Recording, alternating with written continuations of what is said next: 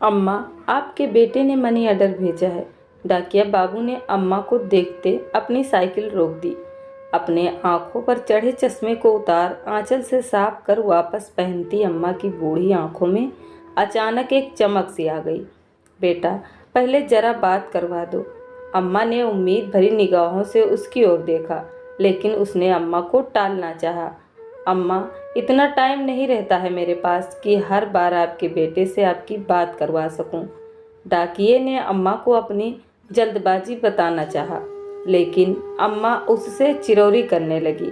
बेटा, बस थोड़ी देर की ही तो बात है। अम्मा, आप मुझसे हर बार बात करवाने की जिद ना किया करो। ये कहते हुए वो डाकिया रुपए अम्मा के हाथ में रखने से पहले अपने मोबाइल पर कोई नंबर डायल करने लगा।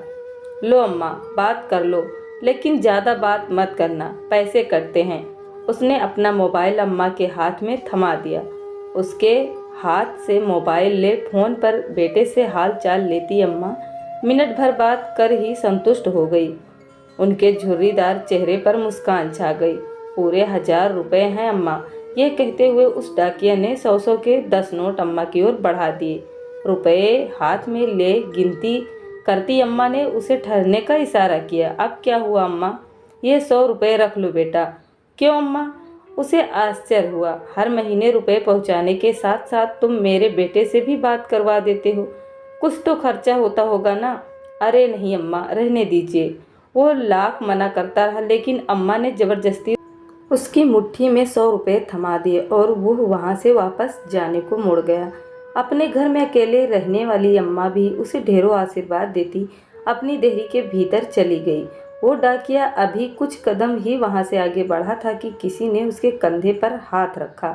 पीछे मुड़कर देखा तो उस कस्बे में उसके जान पहचान का एक चेहरा सामने खड़ा था।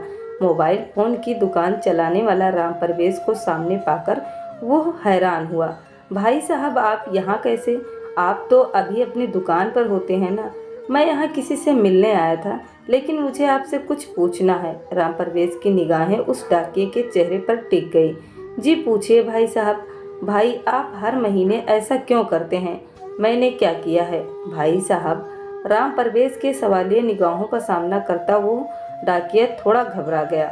हर महीने आप इस अम्मा को भी अपनी जेब से रुपए भी देते हैं और मुझे फ़ोन पर इनसे इनका बेटा बनकर बात करने के लिए भी रुपए देते हैं। ऐसा क्यों?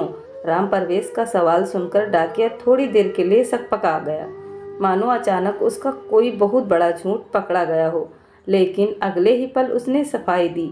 मैं रुपए इन्हें नहीं, अपनी अम्मा को देता हूँ। मैं समझा नहीं।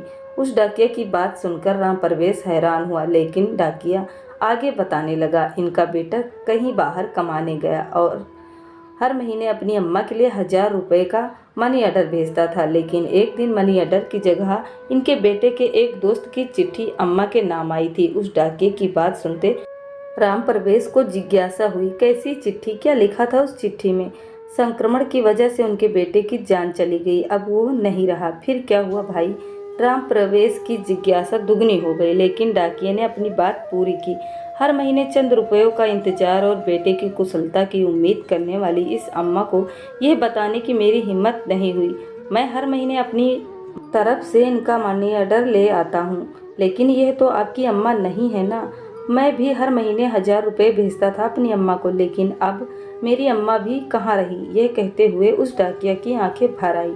हर महीने उससे रुपए ले अम्मा से उनका बेटा बनकर बात करने वाला राम परवेश उस डाकिया का एक अजनबी अम्मा के प्रति आत्मिक स्नेह देखकर निशब्द रह गया।